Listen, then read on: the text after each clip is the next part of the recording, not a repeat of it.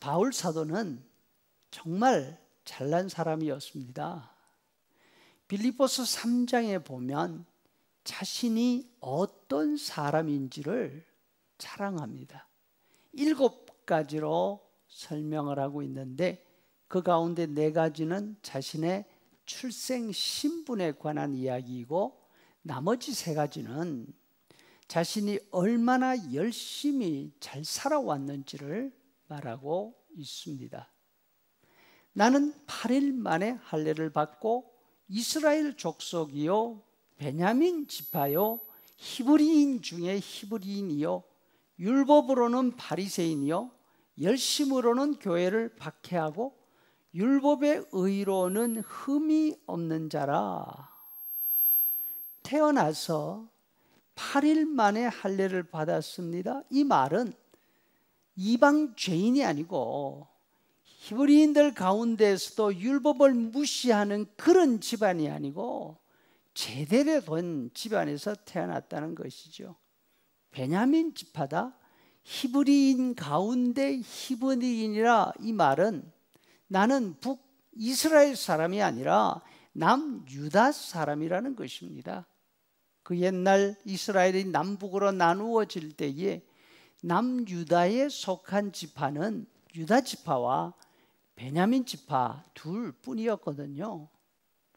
그 다음 3가지는 자신이 성년이 되어서 어떻게 살아왔는지를 말하고 있습니다. 바리새인이라고 말을 합니다. 바리새인들은 이스라엘이 지금 로마 지배를 받고 있는 이유가 사람들이 율법을 지키지 않고 또 성전 제사장들이 부패한 결과라고 생각했습니다. 하나님이 이스라엘을 회복시켜 주시려고 하면 하나님의 율법을 연구하고 율법대로 순종하고 바로 살아야 한다고 주장했습니다.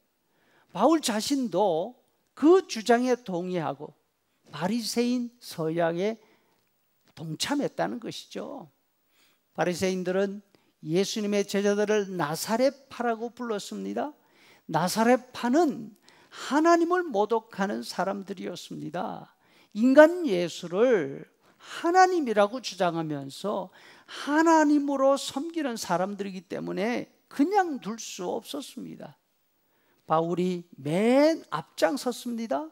그리고 나사렛파를 박해했습니다. 무엇보다도 바리새인들이 세워놓은 율법의 규정으로 보면 자신은 흠이 없는 사람이었습니다. 완벽했습니다. 악, 죄, 잘못 이런 것과는 아무런 상관이 없는 사람이었습니다. 그 기준으로 다른 사람을 바라보지 않습니까? 그 사람들은 하나님의 진노를 불러오는 죄인들이었습니다. 그런 사람들과는 눈길조차 나누기를 싫어했지요. 이처럼 스스로 흠이 없는 완벽한 존재라고 생각하던 바울이 그 입에서 기가 막힌 고백을 하고 있습니다. 19절, 내가 지금 악 그 자체를 행하고 있습니다.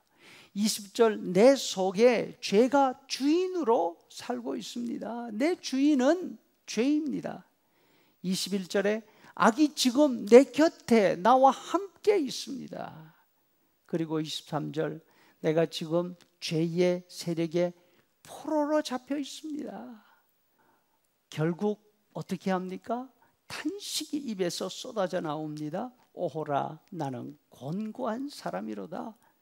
이 사망의 몸에서 누가 나를 건져낼 것인가? 여러분, 어떻게 이 놀라운 변화가 일어나게 되었을까요? 성경을 보는 눈이 달라졌기 때문입니다. 이전에는 성경을 보면서 내가 이것도 알고 이것도 하고 자신이 잘하는 것만 보았습니다. 그러니까 성경을 알면 알수록 보면 볼수록 자신에 대한 자랑거리만 늘어간 거죠. 그런데 예수님을 알고 난 다음에는 성경을 보는 눈이 달라졌습니다. 3장 20절에 율법으로는 죄를 깨달을 뿐이다. 맞습니다. 법은 사람을 칭찬하려고 만들어 놓은 것이 아닙니다. 사람의 잘못을 지적하고 다시는 그렇게 하지 못하도록 금지하도록 만들어 놓은 것이죠. 지금까지 바울은 성경을 남에게 적용해 왔습니다. 성경은 남의 잘못을 찾아내는 현미경이었습니다. 그런데 이제 그 현미경으로 자신을 보게 되었습니다. 자신의 주인은 자신이 아니라 죄였습니다. 자신은 죄에게 묶여 있습니다. 죄의 포로였습니다.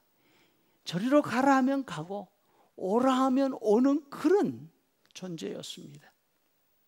자신의 실제 모습을 발견하게 되자 탄식이 터져나옵니다.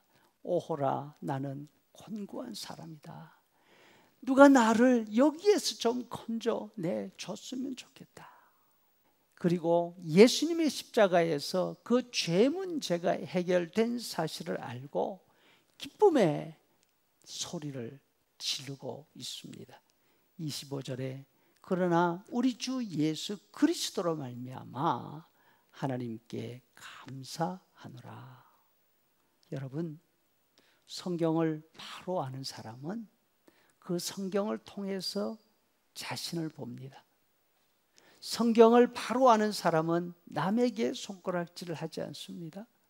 자신의 비참한 모습을 깨닫고 예수님의 십자가 앞으로 더 가까이 나아가게 되는 것입니다. 결과 비판이나 정죄가 점점 줄어들고 하나님께 대한 감사와 다른 사람을 향한 긍휼의 마음이 늘어가는 것입니다.